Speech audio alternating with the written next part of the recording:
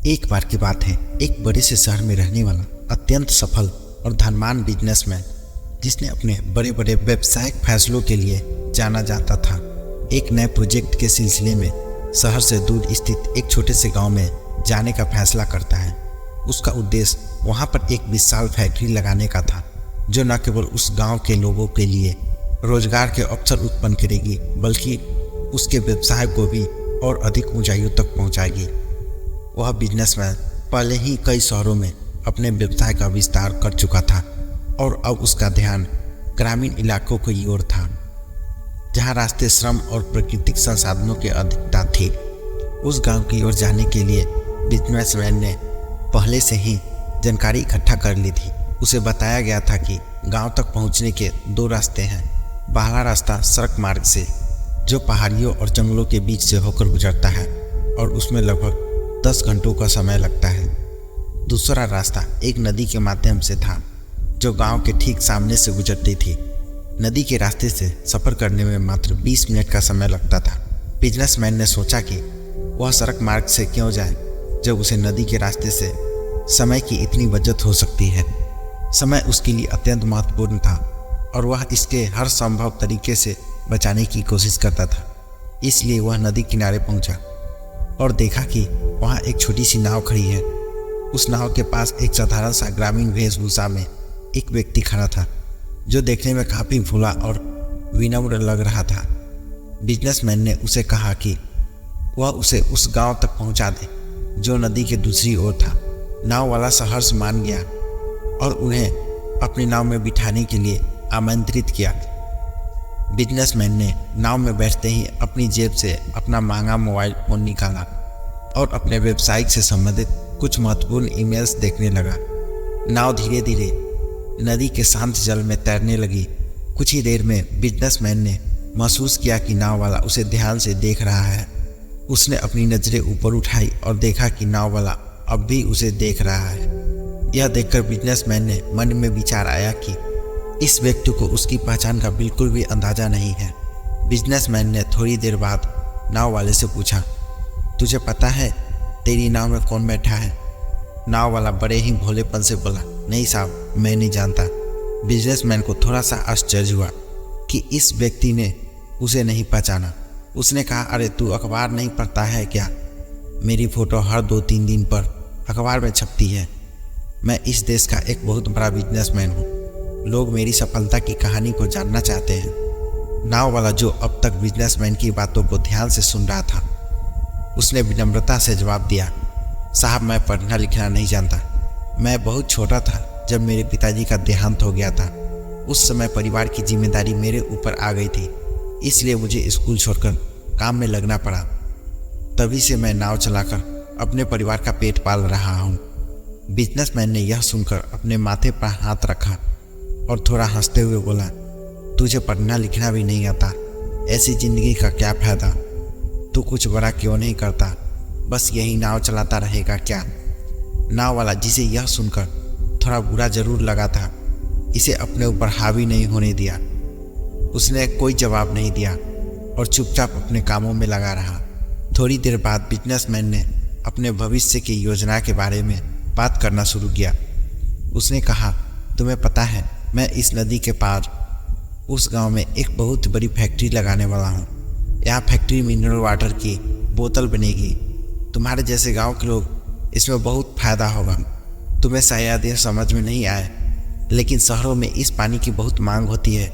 तुम भी इस फैक्ट्री में काम कर सकते हो, अगर तुम थोड़ी बहुत पढ़ाई कर लो तो। नाव वाला, जिसे इस प्रकार की बातें सुनने की आदत नहीं थी, उसने उत्सुकता से पूछा, साहब, यह फैक्ट्री क्या होती है और यह मिनरल वाटर क्या है?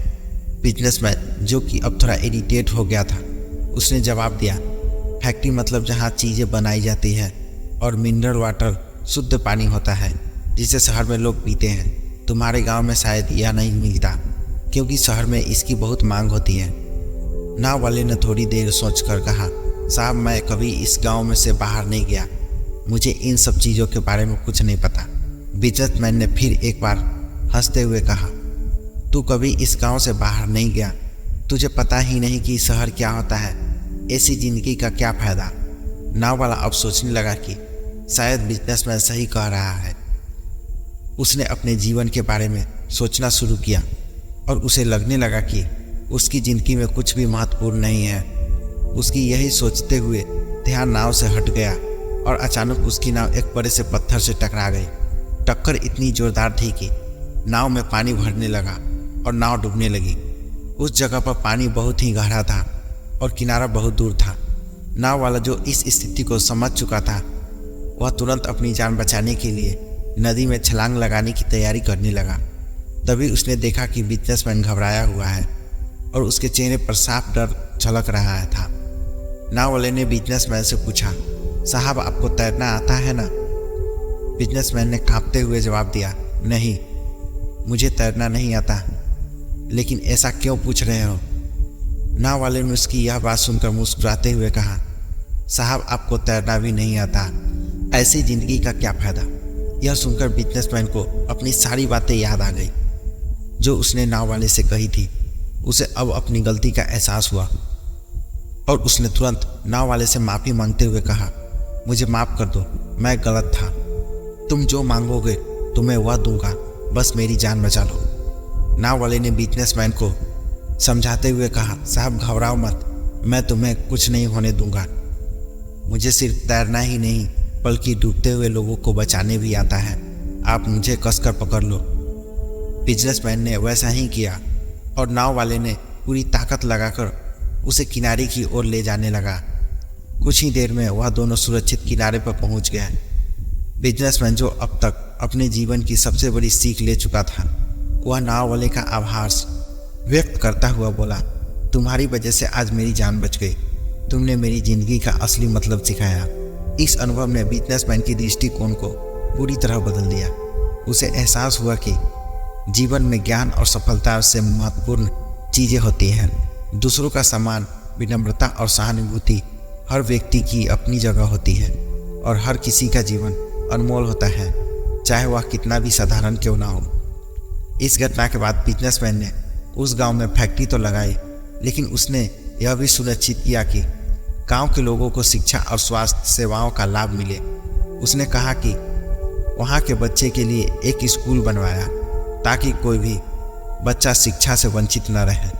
जैसे ही नाव वाले के साथ हुआ था, वह समझ गया था कि पैसा और सफलता के बावजूद एक दूसरे के प्रति सम्मान और मानवीयता सबसे महत्वपूर्ण होती है। नाव वाला जिसने अभी जान बचाई थी, अब उसे करीब मित्र बन चुका था। बिजनेसमैन ने उसे न केवल अपनी नाव चलाने के काम में मदद की, बल्कि उसे पढ़ाई में भी सहायता की। इस कहानी से हमें यह सीखने को मिलता है कि कभी भी किसी को छोटा या कमज़ोर नहीं समझना चाहिए। हर व्यक्ति के पास कुछ न कुछ विशेष होती है जो उसके जीवन में महत्वपूर्ण बनाती है। जीवन में जो सबसे बड़ा सबक हमें मिलता है वह है विनम्रता और सहानुभूति। हमें कभी भी अपने ज्ञान और सफलता का घमंड नहीं करना चाहिए, क्योंकि हर किसी के पास कुछ न कुछ ऐसा होता है जो हमारे पास नहीं होता। यह कहानी सिर्फ एक नदी पार करने की नहीं, बल्कि जीवन के उस नदी को पार करने की है जहां हमें हर दिन कुछ नया सीखने को मिलता है। इसलिए हमेशा विनम्र रहें, दूसरों का सम्मान करें और जीवन की हर छोटी बड़ी बात से कुछ सीखने की कोशिश करें। दोस्तों, आपको यह वीडियो कैसा लगा? कहानी पसंद आए हो तो वीडियो को लाइक करें और कमेंट करके बताएं कि आपको यह कैसा लगा। मिलते हैं फिर से अगले वीडियो में अगले कहानी के साथ। जय हिंद।